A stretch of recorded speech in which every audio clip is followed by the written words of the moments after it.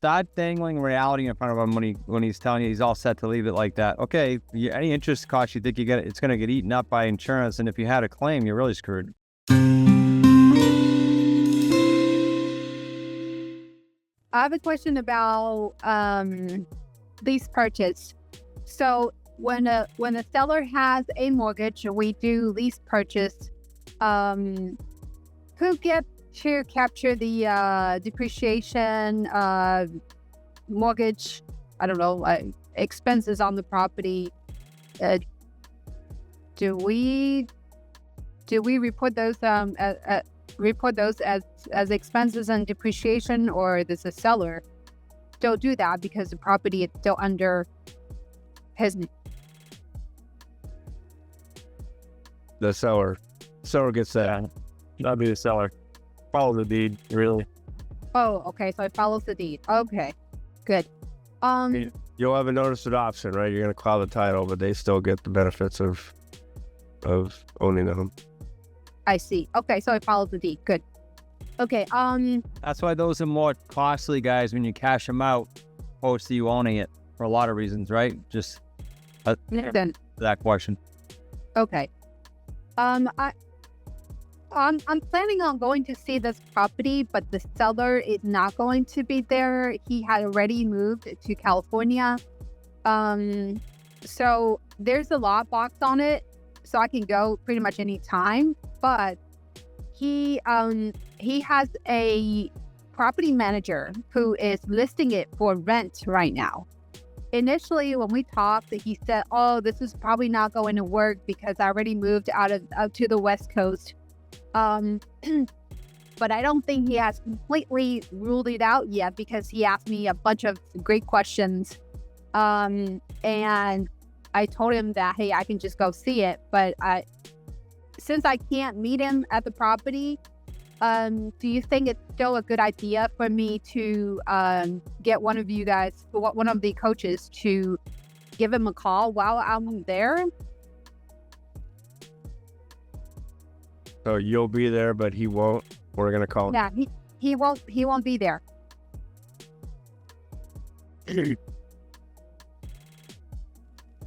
I say wait until you get back, and then we set up a. Wait until he gets back. Yeah. Coming back. No, wait until you get back from the appointment. Oh, sorry. Okay. I thought you meant wait until he comes. Yeah. Okay. When we call and you're there, we prefer to have the seller there. To be honest with you, Wendy, just because we're all kind of on the same page. You know, they're looking at you while we're talking to them, and so it's a lot better that way. I don't know, Chris, if you have any thoughts on that. No, I agree, 100%. There's no rush to. Yeah. Okay, but then we have this property manager, and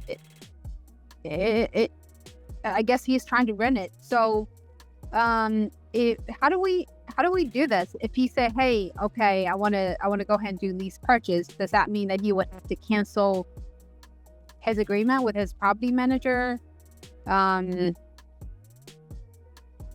Yes.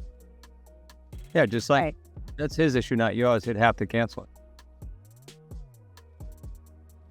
Okay. Is he expecting you to co-market it with this rental guy? He didn't say that yet, but I think he's still deciding whether he should go ahead and rent it for a year and then sell, or maybe just go with a lease purchase. So that's what he's debating. I had already reached out, asked him to send me a copy of his most recent mortgage statement. I'm still waiting for him to send it to me.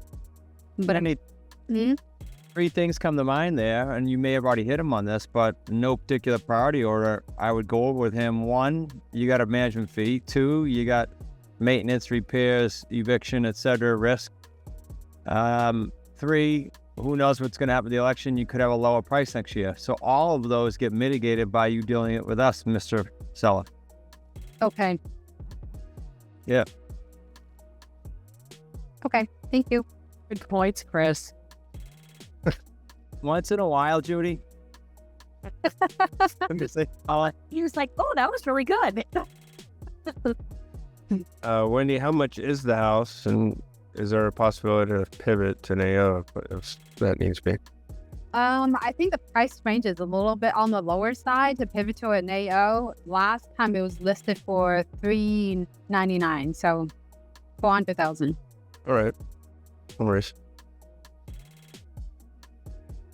Cool. Oh, Russ, are you thinking like to compare it to landlord to dangle AO and sale? Yeah. And, she's in that area where it could be higher end, Yeah, I mean, I did a lot of AOs in that area too. So you could do both. Let him pick. Be honest with him. Okay. E-chart, Wendy, on a piece of paper or whiteboard or whatever for him. If he's traveling, and show him the difference between a sandwich and an AO. Just like the video. Okay. I also have another question. I had a seller who I don't think when I explained lease purchase to him, he misunderstood.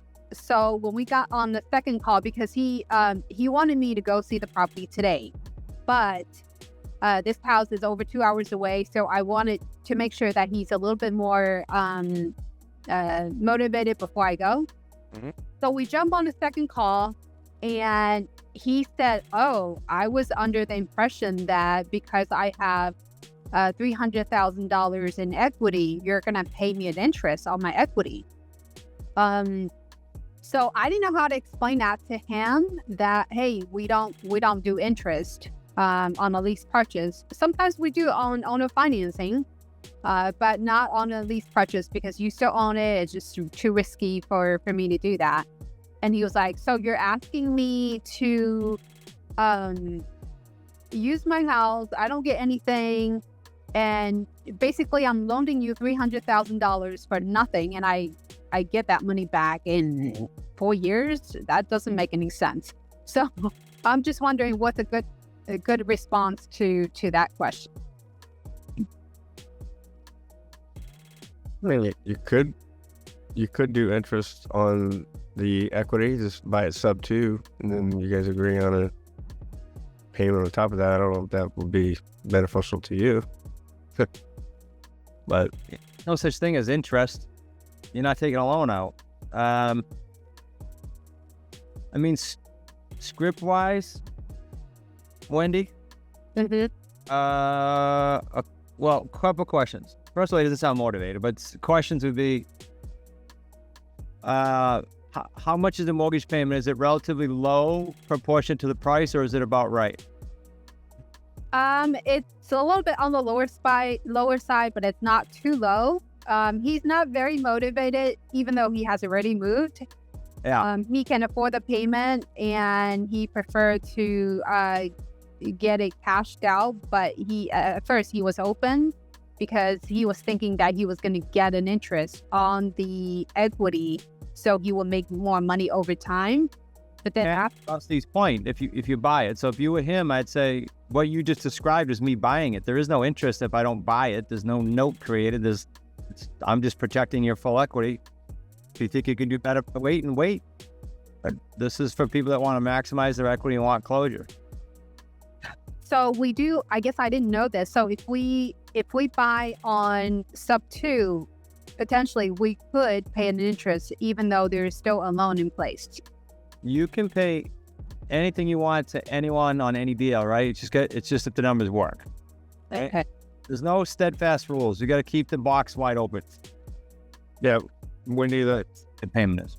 Yeah, Wendy, the scripting on that is great point. Mr. Seller, the sellers that we buy from, again, you got to create that authority. The seller that we buy from,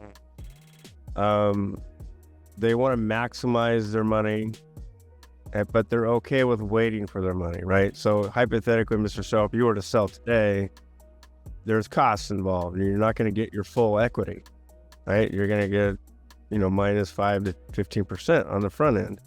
We're going to capture all the equity you have today, and we're protecting that equity until we cash you out. Sounds like this is not going to work for you, and then you want to pull back as far as quickly as possible. Sounds like you're wanting or all needing your money today. So if it doesn't sell, what are you going to do? Yeah, there's another piece that Rusty made me think of, so I pulled my calculator out. How long is this thing? The same. You're a woman. He took it off the market. He took it off the market recently, and he's going back on the market very soon. So how long has he been marketing or off market without anyone in there? I think it's been about 3-4 months, but he doesn't sound that motivated. He's okay waiting. So he's not in a dire situation. Okay, no, right away I knew he wasn't motivated just by how he answered you. But I'm asking you that because even if you get 5% of his money, I'm just throwing that out for a round number. That's $15,000 a year. He's coming up on a half a year soon. He only gotten 10 cents. I mean, so if you paid him 2.5% interest, he's about where he's going to make this year. You know what I'm saying? So you got to play around just a little bit. He doesn't sound motivated, so he might be just kind of. Would you put AO on that one? If he's not motivated and doesn't mind dealing with it and wants to maximize his money, and AO is a no-brainer. Okay. Say, look, I'll step away. You want interest? I can't. There's no such thing in a lease purchase, but let me show you how it works to be even more lucrative than interest. I step away, and this is the best for you if you don't mind dealing with it. Okay. So Wendy, what area are you in? What was that? What's it? It's in Warrenton, Virginia. Okay. How cold does that get in the winter? Because winter's coming. Else. For me, it gets cold now. I mean, it's cold enough for me. Well, it's a vacant house. Things happen when it gets too cold. Right. Okay. But Wendy, don't be afraid to pull it away because he doesn't sound motivated yet. And he might be comfortable and cocky about, I can wait, but how long is he going to wait with an empty house? Yeah. Okay. That's I why already tried to pull away. So I'll just give him a call. He told me he's gonna relist it soon. So we'll see what happens if he sells. Yeah, exactly. And what It is does. Yeah, it doesn't. what is he gonna do if it doesn't? Right? We gotta ask that. He said he's okay letting it sit. Isn't that an insurance risk? Like, don't insurance companies not like to have vacant houses? Yeah, he can't have vacant forever. Yep, spot on, Judy. I'm sorry, Judy. What Fantastic. what did Judy say? I didn't hear that. Vacant insurance, they're gonna go up at some point. Oh, okay. Because Chris, if that's the same thing with the guy you and I talked to that wasn't motivated the day I used you calls, that I've been talking to for over a year. The guy was Steve. And then he's like, oh yeah, call me back in 6 months. I also think you're gonna have an issue, Wendy. He'd have an issue if you had a claim. Okay. It's unoccupied, nothing in it. If he doesn't tell them it's occupied, that it's vacant, they might not pay the claim, right? Yeah, so start dangling reality in front of him when he's telling you he's all set to leave it like that. Okay, any interest cost you think it's going to get eaten up by insurance, and if you had a claim, you're really screwed. Okay. Thank you. You know how you handle that, Wendy? Just say, oh, so I'm assuming you notified your insurance company. If he says no, then you act like you didn't tell him. Like, you got to act surprised. Okay. So then you took back control of the conversation, right? By doing that. Okay. Now, Wendy's the authority, not the seller.